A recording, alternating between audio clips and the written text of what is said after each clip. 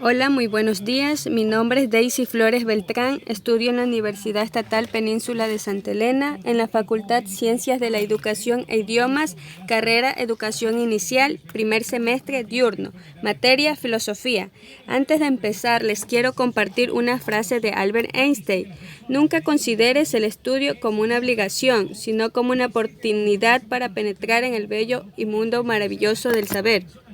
Temas a tratar: el origen del hombre, que incluye la finogénesis y ontogénesis, la humanización, que se basa en la antropogénesis y sociogénesis, y por último el origen de la filosofía.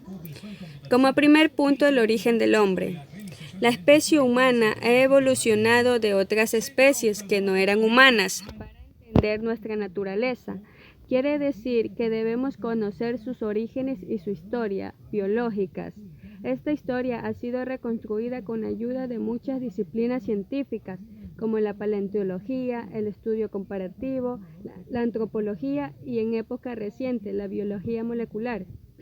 Charles Darwin dijo que el hombre es capaz de seguir el impulso más fuerte.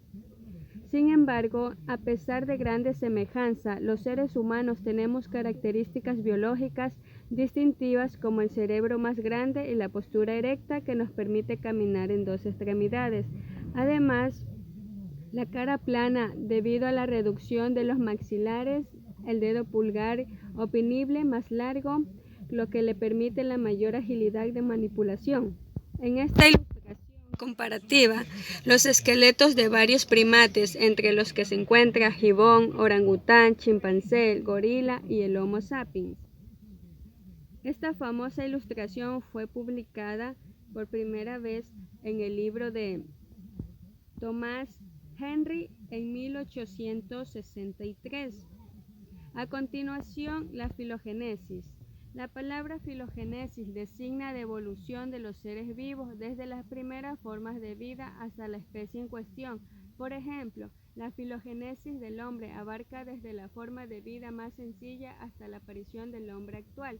Es un proceso evolutivo de los seres vivos desde primitiva hasta la especie en cuestión. Desde tiempos remotos, el ser humano se agripa con la prehistórico, la revolución industrial, revolución tecnológica y revolución de equipos.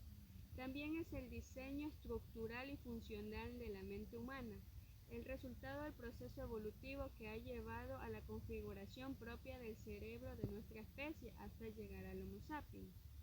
La ontogénesis es la especie social, los otros miembros que ocupan un lugar destacado en el entorno hasta que tal punto sea entre el individuo y el entorno sea con otros individuos. Esto se basa desde su inicio en el feto y constituye en la edad adulta. Desarrolla generaciones de entre niños y niñas, utiliza símbolos, habilidades y conocimientos y son capaces de pensar críticamente. Desde que nacemos estamos en un grupo de bebé-madre, en primer triángulo, familia, escuela, amigos, grupos de trabajo, donde realizamos lo que es la sociabilidad. La humanización, antropogénesis y sociogénesis. Hablaremos de humanización. Es el proceso de la evolución cooperado en la especie humana, que incluye cambios biológicos, sociales, expresados a lo largo del tiempo y que continúa hasta hoy. El ser humano actual es el resultado de un largo proceso educativo que se pronombra por hominización y es la activa adquisiciones que se basan en los homineros del resto de primates, que serían monos. Sus características son la posición erguida, el bipedismo, que se refiere a lo que es caminar sobre dos piernas y no en cuatro patas, lo que nos permite la liberación de las manos y la ampliación de campo de visión. El aumento del tamaño del cerebro y disminución de mandíbulas y los dientes. El lenguaje simbólico, es decir, la capacidad de expresar ideas por medio de sonidos y expresión facial. Todas estas características se fueron adquiriendo poco a poco como consecuencia de la evolución y la selección natural.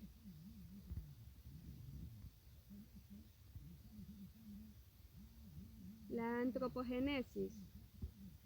Proviene del griego anthropos, que significa hombre, y génesis, que significa origen o proceso de formación. Es el término utilizado para referirse a todo lo que está relacionado con el origen y la evolución del hombre. Se basa en el proceso de la evolución, es decir, los cambios que operan en la naturaleza de manera constante y gradual. Comenzó en África a finales de la era terciaria. Comenzó un proceso de sequía que hizo menguar las selvas africanas hasta los límites que hoy llamamos ecuatoriales. Como observan en esta imagen, el Australopithecus existió hace más de 4.000 años, del tamaño similar de un gorila, lo que logra una marcha bípeda de 2 pies. El Homo habilis en los primeros humanos existió hace 2.000 millones de años.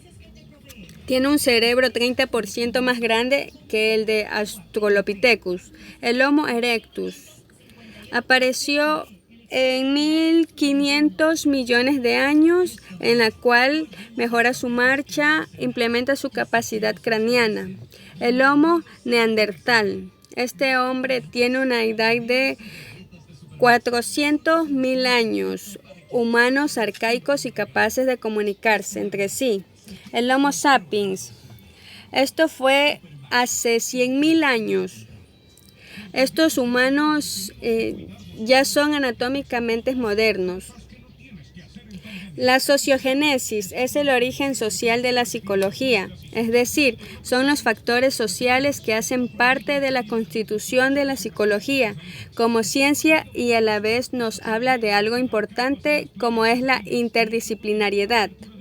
Es la capacidad de ver y comprender el proceso cognitivo y desarrolla la dialéctica humana. El origen de la filosofía, esto proviene de los vocablos griegos philein, que significa mar, y sofía, que es sabiduría. Esto existió hace más de 2.000 años en Grecia en el siglo VI a.C. por Tales de Miletos, quien fue el primer filósofo. Y en el siglo XX obtuvo grandes respuestas específicas sobre la aparición de la filosofía. La filosofía es la madre de la ciencia porque desprende casi todas las disciplinas. El sentido de la filosofía está en partes de reconocimiento del contexto histórico, de cómo se van gestando los hechos que marcan una época y la forma particular de pensar de esa época, pero luego tratan de dar respuestas a problemas de la vida humana, de la práctica y la felicidad del ser humano. La filosofía entra en el estudio de la historia cuando a través de la filosofía se estudió el porqué de las cosas, por qué la filosofía necesita saber acerca del mundo. Filosofía es una doctrina que usa un conjunto de razonamientos lógicos y metódicos sobre conceptos abstractos como la existencia, la verdad y la ética, basados en la ciencia, las características y las causas, efectos de cosas naturales como el ser humano y el universo. Es decir, que la filosofía sirve para sentar tesis sólidas sobre los demás deberes y saberes. Quiero decir que ellas son necesarias para las bases de todo saber, pues a diferencia de todo saber particular, la filosofía resuelve preguntas tan generales que ningún saber puede abarcar, al menos no por sí solos. Este es el punto final y agradezco mucho su atención prestada.